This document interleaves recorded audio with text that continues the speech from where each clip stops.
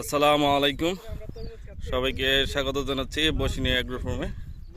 আজকে আসলে আমরা আসছি মঙ্গলহাট ইউনিয়নের এই চরের সুবিশাল তরমুজ খেতে।